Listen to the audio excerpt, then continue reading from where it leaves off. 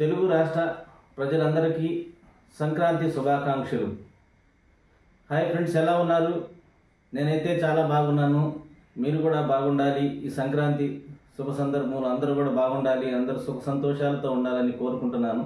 అయితే ఈ తెలుగు రాష్ట్ర ప్రజలందరికీ కూడా సంక్రాంతి అంటే ఏంటో మనం తెలుసుకుందాం. సంక్రాంతి ఎలా వస్తుంది, సంక్రాంతి విశేషాలు ఏంటో మనం ఇప్పుడు తెలుసుకుందాం. ఎందుకంటే ఇప్పుడు రాబోయే తరాలకి సంక్రాంతి అంటే ఏంటో తెలియట్లేదు. ఇంతకుముందు ఆచార వ్యవహారాల ప్రకారంగా ఇంతకుముందు చాలా ఆచారాలు ఉండేది.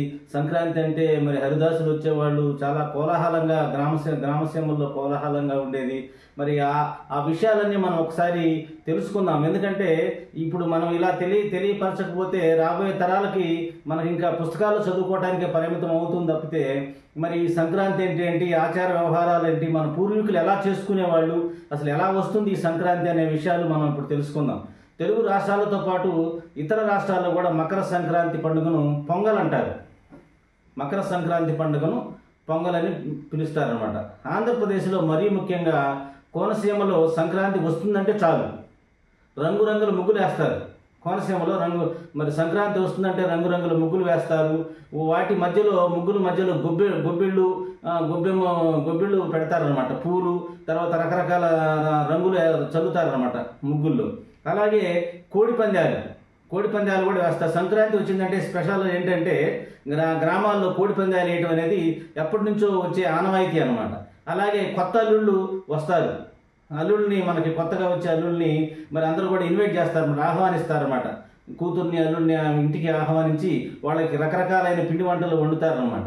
అలాగే ప్రతి ఇల్లు కూడా పండుగ శోభతో సంతరించుకుంటుంది అనమాట. పండుగ వాతావరణం చాలా ఉత్సాహంగా ఉంటుంది. చూడండి, ఇంతకుముందు మనం గ్రామాల్లో చూసుకున్నట్లయితే అసలు ప్రతి ఇంటి ముందు కూడా పెద్ద పెద్ద ముగ్గులు వేసేవాళ్ళు.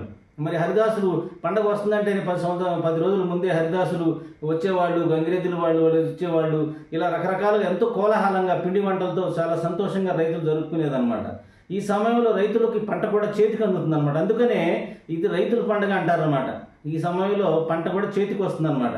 ఈసారి భోగి పండుగ వేళ ఉత్తరప్రదేశ్ రాష్ట్రంలోని ప్రయాగ్రాజ్లో మహాకుంభమేళ ఉత్సవం కూడా ప్రారంభం కానుందన్నమాట. ఈ సంవత్సరం అంటే 2025 సంవత్సరం ఉత్తరప్రదేశ్ రాష్ట్రంలోని ప్రయాగరాజ్లో మహాకుంభమేళ ఉత్సవం ప్రారంభం కానుందన్నమాట.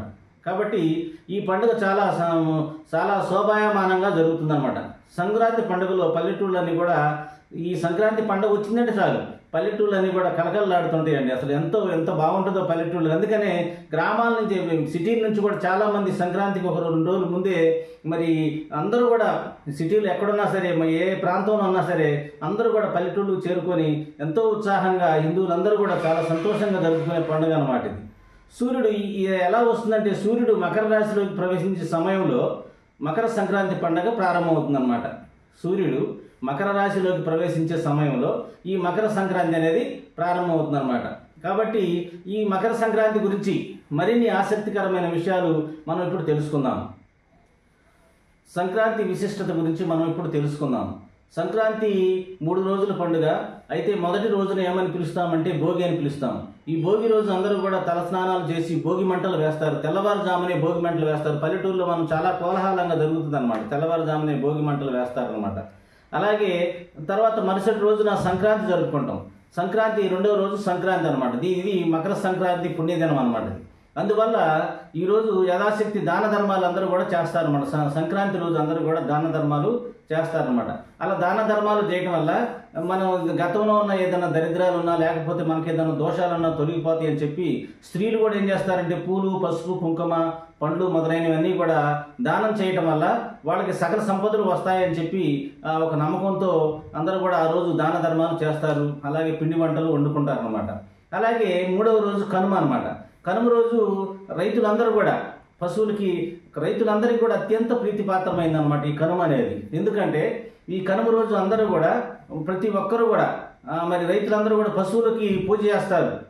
పశువులకు పూజ చేయడమే కాదు, వ్యవసాయ పనుల్లో రైతులకు చేదోడు వాదుడుగా ఉండే ధాన్యపు రాసులన్నీ కూడా ఇంటికి చేర్చే వరకు కూడా సహాయం చేసే బసవన్నకు పూజలు జరిపి చాలా సంతోషంగా గడుపుతారన్నమాట. బసవన్నకు తప్పనిసరిగా పూజ చేస్తారన్నమాట. ఎందుకంటే రైతులకు చాలా సహాయ సహకారిగా ఉంటుంది అనమాట. కాబట్టి రైతులకి బాగా ఇష్టమైంది అనమాట ఈ కనుమ అనేది. తర్వాత చూసుకున్నట్లయితే ముక్కనుమ అనమాట. 4వ రోజు ముక్కనుమ. ఈ ముక్కనుమ అనేది తర్వాత ఫస్ట్ భోగి, తర్వాత సంక్రాంతి, మూడవది కనుమ, తర్వాత వచ్చేది ఏంటంటే 4వ రోజు వచ్చే పండుగ ఏంటంటే ముక్కనుమ అనమాట. అంటే ముక్కనుమ రోజు ఏం చేస్తారంటే కొత్తగా పెళ్ళైన ఆడపిల్లలకు గౌరీదేవి వ్రతం చేసుకుంటారనమాట. కొత్తగా పెళ్ళైన ఆడపిల్లలు ఎవరైతే ఆ ఇంట్లో ఉన్నారో వారందరూ కూడా గౌరీదేవి వ్రతం చేసుకుంటారు. అలాగే బొమ్మల కొలువు కూడా పెడతారనమాట. ఇలా బొమ్మల కొలువు పెట్టి ఇలా పూజలు చేస్తూ ఉంటారనమాట. ఇది మరి 4వ రోజు చేసుకునేది ముక్కనుమ అనమాట. అలాగే సంక్రాంతి పండుగ రోజు పండుగ వచ్చిందంటే అందరూ కూడా అందరి ఇళ్లలో కూడా భోగి మంటలు వేస్తారు, తర్వాత భోగి పళ్ళు తింటారు. అలాగే ఏం చేస్తారంటే హరిదాసులు వస్తారన్నమాట. హరిదాసులు గంగిరెద్దు వాళ్ళు వస్తారు. మనం చూస్తూనే ఉంటాం. హరిదాసులు వస్తే వాళ్ళందరికీ కూడా మనం చాలామంది దాన ధర్మాలు చేస్తూ ఉంటారు అన్నమాట. హరిదాసులు వస్తారు. ఎంతో కోలాహలంగా ఉంటుందండి. అసలు నిజం చెప్పాలంటే సంక్రాంతి పండుగ అనేది తెలుగు వారికి ఎంతో ఇష్టమైన పండుగ అనమాట. రైతులందరూ కూడా చాలా సంతోషంగా జరుపుకునే పండుగ. ఎందుకంటే రైతులకి మరి దేశానికి వెన్నెముక రైతులు కాబట్టి చాలా సంతోషంగా జరుపుకుంటారు ఈ పండుగని. కాబట్టి ఈ గంగిరెద్దులు వాళ్ళు వస్తారు, హరిదాసులు వస్తారు. అలాగే ముగ్గులు కూడా అందరూ కూడా ఇళ్ళ ముందు అందరూ కూడా ముగ్గులు వేస్తుంటారు అనమాట. ఈ ముగ్గులు రథం ముగ్గులని లేకపోతే రకరకాలైన ముగ్గులు ఉంటాయి అన్నమాట. ఇలా ముగ్గులు కూడా వేస్తారు.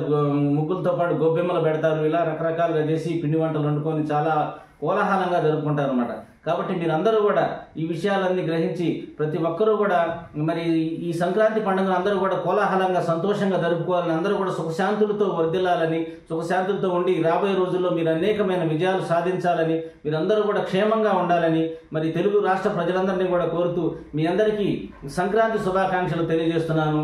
ధన్యవాదములు.